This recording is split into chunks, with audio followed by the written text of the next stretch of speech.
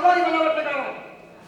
અને એટલું જ નહીં, તમારી પત્ની જાણતી હતી કે તે સાંજે તમે અદાલતમાં ના હતા, તે રાત્રે તમે ઓફિસમાં પણ ન હતા, કોઈ મિત્ર, કોઈ સગા સંબંધી, કોઈ ક્લબ કે કોઈ જાણીતી હોટલમાં પણ નહોતા. અદાલત છૂટ્યા પછી અજ્ઞાત સ્થળે આનંદ કરતી વેળાએ તમને સ્વપ્ન ખ્યાલ નહોતો કૃષ્ણદાસ.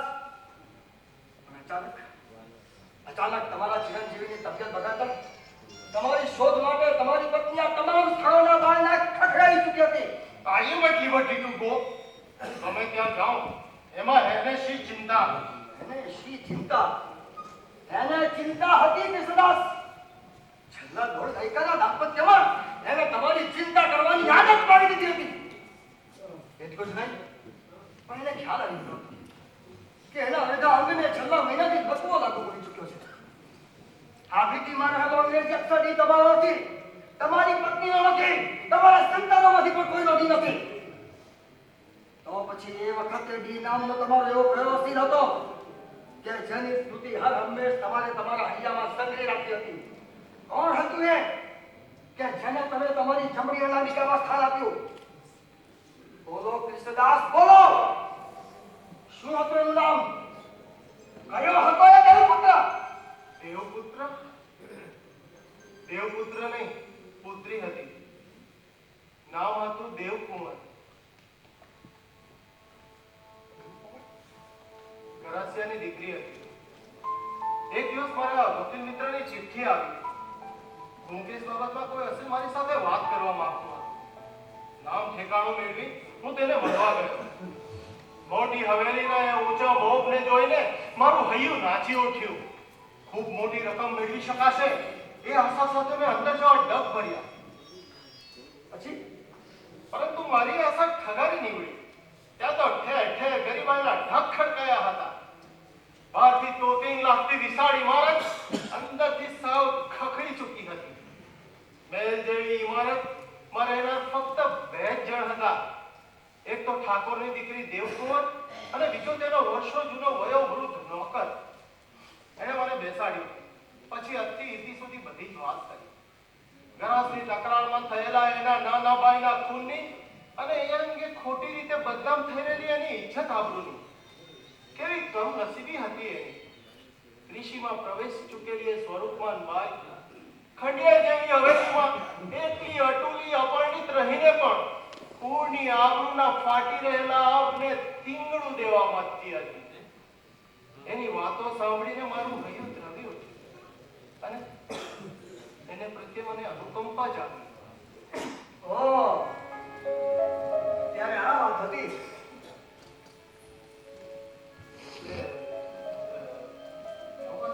અને કેસ પૂરો થયા પછી પણ તમે હવેલીમાં જવાનું ચાલુ રાખ્યું? હા, કોણ જાણે કેમ પણ આ એકના એક ચહેરાઓ વચ્ચે જીવવા પડતા નિરસ, અશાંત અને એકવિધ જીવનમાં મને ત્યાં શાંતિ પ્રાપ્ત હતી. અને એટલા માટે તમને એટલા માટે એને મને એટલા માટે જ એને મને વીંટી ભેટ આપી હતી. બરાબર ને? બહુ પ્રયત્નપૂર્વક થોડા શબ્દોને ઉડાવી દઈ શક્યા કૃષ્ણદાસ. પછી તો મેં રાજકોટ છોડ્યું. ડોન્ટ નો એનું શું થયું તે. ન તો એણે મને ખબર આપી, ન મેં જાણવાનો પ્રયત્ન કર્યો. અને સમય પણ ક્યાં હતો એવો મારી પાસે. બાળકો પણ મોટા થતા હતા. અદાલતમાં પણ મને પ્રમોશન મળ્યું હતું. અને જિંદગીની ચાળીસીમાં બીજા 10-15 વર્ષો ક્યાં ઉમેરાઈ ગયા કંઈ ખબર જ ન પડી. એક્સક્યુઝ મી, તમને વાંધો ન હોય તો હું આ જરા સ્ટૂલ પર બેસું? Please have a seat. ઉંમર થઈને હવે વધુમાં હું હાઈ બીપીનો દર્દી છું અને ડોક્ટરે કહ્યું છે કે આમને આમ વિચાર કર્યા કરશો તો ક્યારેક જાન ખોઈ બેસશો. પણ હાઈ બ્લડ પ્રેશરના દર્દીએ તો રોજ ફરવા જવું જોઈએ, થોડું ચાલવું જોઈએ. હા, રોજ જાઉં છું પણ હવે એ બધું બંધ કર્યું છે. રગત પહેલા હું જતો હતો, હવે નથી જતો. કે કારણ? કારણ શું હોય? મસ્ત જ.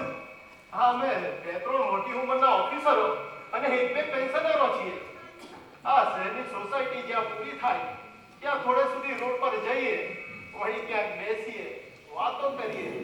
હા, કોઈને તો મારામારી થઈ હોય, કોઈ ભાગી ગયું હોય, લૂંટફાટ થઈ હોય કે ખૂન થયું હોય. કે કોઈએ આત્મહત્યા કરી હોય? ના, એની નહીં. ઓહ, આત્મહત્યા. હા, એવી જ તો. યાદ છે તમે ફરવા જવાનું બંધ કર્યું એના આગલા દિવસે તમે એક યુવાનના આપઘાત વિશે ચર્ચા કરતા હતા. નો, નેવર, બિલકુલ નહીં. યાદ છે ચર્ચા કરતા કરતા અચાનક તમને કમર આવવા લાગ્યા. થોડી વારમાં તમે બેભાન થઈને ઢળી પડ્યા. સત્ય છુપાવવાનો વ્યર્થ પ્રયાસ શા માટે કરો છો Krishnadas? And there is no escape. દરેક માનવીની જીવન વિતાવતા વર્ષો સુધી અકબંધ રહેલા તાળાને પણ ક્યારેક તો ખોલવું જ પડે છે. તમને બધું જ યાદ છે? જે દિવસે કબર ખાઈને તમે મરી ગયા એના આગલા દિવસે તમે વહેલા ફરવા નીકળ્યા. અકસ્માત હો કે સંજોગ એ દિવસે તમે એકલા છો.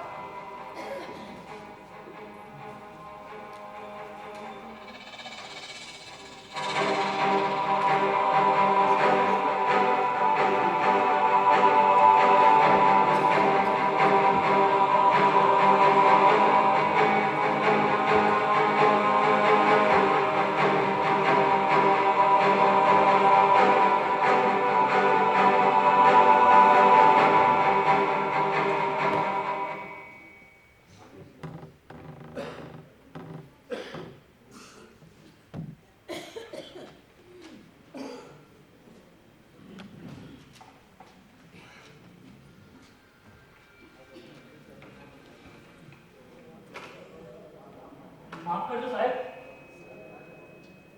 મારે આપનું થોડું કામ હતું. યુ યંગ બોય, તારે મારું કામ હતું? બોલ, શું કામ છે? કામમાં તો મારે આપની સાથે થોડી વાતો કરવાની છે, થોડીક લાંબી વાતો. જો સાંભળ, એક વાત કહી દઉં. તું જો લો કોલેજનો વિદ્યાર્થી હોય અને પરીક્ષાના પેપર અંગે તારે મારું કામ હોય તો then I can't help you. બીજી વખત પાસ થવા માટે વધારે મહેનત કરવી. નો સાહેબ, જીવનમાં હું ક્યારેય પ્રથમ વર્ષથી નીચે ઉતર્યો જ નથી, અને હું આ પ્રદેશની કોઈ કોલેજનો વિદ્યાર્થી પણ નથી. આઈ એમ એન એન્જિનિયર, ઇજનેર છું. હમણાં જ બેંગ્લોર યુનિવર્સિટીમાં એરોનોટિકલ એન્જિનિયરિંગની અંતિમ પરીક્ષા પ્રથમ વર્ષમાં પાસ કરી. તો પછી મારું શું કામ છે? કામમાં તો એવું છે ને સાહેબ કે જેના માટે હું આપને ઓફિસમાં મળી શકું એમ નથી ને ઘરે પણ મળી શકું એમ નથી. Oh, matter is rather serious. Come on, અહીં બેસીએ. બોલ, શું કામ છે? સર, બોલ, અટકી કેમ ગયો? શું થયું? તારી આંખમાં આંસુ રડે છે શા માટે? શું દુઃખ છે તને? બોલ, મને કે. મારે સાચું જ કહ્યું હતું. એમનું હૈયું એટલું તો વિશાળ છે, એટલું તો પ્રેમાળ છે કે માં? કોણ માં? કોની માં? આપણે કઈ યાદ નથી આવતું વડીલ. મારે તો કહ્યું હતું કે મારા નાનપણના કેટલાક ફોટોગ્રાફ તમને મોકલ્યા હતા અને સાથે એક લાંબો અને છેલ્લો પત્ર. એટલે કે તું દેવ? હા, હું દેવ કુંવરનો જ પુત્ર પ્રતીક કૃષ્ણદાસ ત્રિપાઠી. પ્રતીક દેવ કુંવરનો પુત્ર પ્રતીક. પણ તું આ તારા નામની સાથે કૃષ્ણદાસ ત્રિપાઠીનું નામ શા માટે લખે છે? કારણ કે મારા પિતાજીનું નામ છે. ત્યારથી સમજવો થયો છું, આ જ નામ લખતો આવ્યો છું. Oh, but how it is possible? You know, it is my name. અને તું એવી હિંમત જ કઈ રીતે કરી શકે? કાલ ઉઠીને આ વાતની લોકોને ખબર પડે, દુનિયાને જાણ થાય.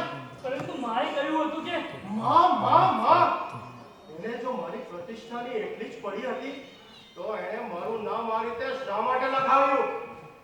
ઓહો, મેં સ્વપ્ને કલ્પ્યું હતું કે જીવનની આ થોડા દિવસોની મોજ. પરંતુ માને માટે તો આ જ નવજીવન હતું. પહેલા તો હું પણ તમારી જેમ ખૂબ જ અકળાતો, ગુસ્સે થતો. લોકો જ્યારે મને પૂછતા કે આ કૃષ્ણદાસ ત્રિપાઠી કોણ, ત્યારે મારા હોઠ સિવાય જતા અને રોજ હું આ પ્રશ્ન માને પૂછ્યા કરતો. પરંતુ માં, મને આડા તેડા જવાબ આપીને સમજાવી દે. એક દિવસ ભાઈએ મને બધી જ વાત કરી. હા, કંઈ પણ બન્યું એમાં દોષ કોઈનો ન હતો, ભૂલ કોઈની ન હતી.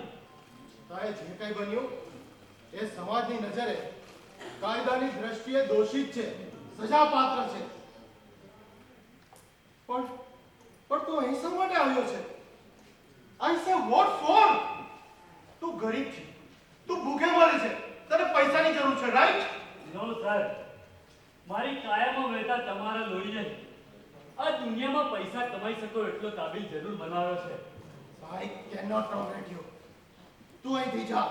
એક નાનકડી વાત મારે નથી સાંભળવી. તું જા, ચાલ્યો જા. માં અવસાન પામી.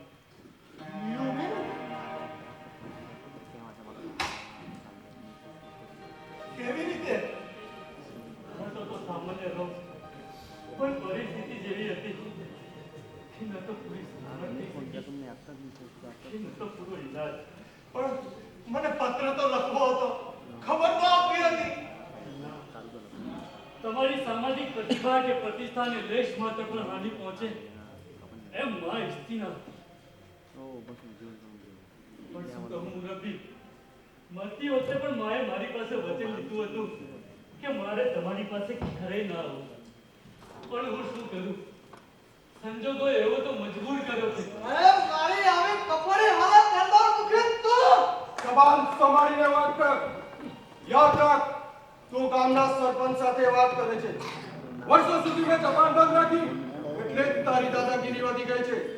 પણ હવે હું તને છોડવાનો નથી. આમાં ભાગ્ય શું છે? 3-4 વાર તો જેલમાં જઈને આવ્યો છું. અરે સરપંચના દીકરા થઈને પણ મેં દુનિયામાં જોઈ તો શું જોયું? ગરીબી, ભૂખમરો અને જેને તને બધું આપ્યું એ ભાઈ, જ્યારે તારી પાસે પૈસાની ભીખ માંગવા આવી ત્યારે તેને બચાવ કરીને રાહત મળી. રોજ માને રોજના મળી ગઈ બિચારી. ગરીબની ઠોકર ખાઈને હું કોઈકના હાથનો રોટલો ચૂંટતા શીખ્યો, ગુંડાગીરી કરતા શીખ્યો. મને આવડે શું? દીકરો તો તારો જ હતો ને. આ ખોટી વાત છે. કયા પુરાવા છે તારી પાસે તું મારો દીકરો છે? એ પુરાવા જેવી પડમાં આવશે તેવી યાદ રાખજે મુખી. તારા ઘરનો તો બધું માંગીશ, તારી જમીન માંથી આપણે જમીન માંગીશ. બંધ કર બકવાસ. તારી એક તું ગામમાં બકવાસ બંધ નહીં થાય મુખી. તારે આવીશ, આખા ગામ તો સાથે લઈને આવીશ. મારો હક માંગવા, મારો ભાગ માંગવા. કાલ મારો ફળ. હાર માંગવો નથી આવ્યો, કોઈ હક દાવો કરવો પણ નથી આવ્યો, માત્ર એક મદદ માંગવા આવ્યો. મારે આગળ અભ્યાસ માટે પરદેશ જવું છે. આમ તો બધી તૈયારી થઈ ગઈ છે, મિશિગન યુનિવર્સિટીમાં એડમિશન પણ મળી ગયું છે. માત્ર આ ફોર્મ પર આપણી સહીની જરૂર છે. You mean signature? હા, વિઝા મેળવવા માટે વિદ્યાર્થીના પિતાએ ફોર્મ પર સહી કરવાની હોય છે. શું કહ્યું? વિદ્યાર્થીના પિતાએ ફોર્મ પર ના, એ હું નહીં કરી શકું. એમને કહેશો સાહેબ, મારી આખી જિંદગીનો પ્રશ્ન છે. ના, એ નહીં બને. આટલું કરી આપો વડીલ, હું આપનો ઉપકાર ક્યારેય નહીં ભૂલું. આટલું નહીં કરી શકું તો આ જીવન મારા માટે જીવવા લાયક નહીં રહે. બાપુ, બાપુ, બાપુ.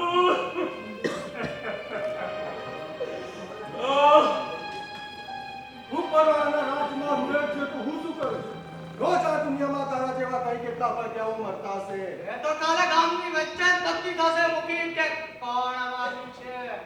બોલ, મારો વાગ અત્યારે આપે છે કે પછી કાલ? પણ અત્યારે એકી સાથે કેવી રીતે ચૂકી શકું? અરે ગજવામાં એટલો અત્યારે મુક, બાકીનો હિસાબ કર. હાલ નહીં તો પરમની, અને એ નહીં તો એના પછી. જિંદગી બહુ લાંબી છે મુખી, નહીં? લે, કેટલા છે તે મને ખબર નથી. સાલા વખત ભાગ જોઈએ છે. મોત જાત તો ભરોસો શું? આજ સુધી તો કોણ સૈનિક કે પેલા લે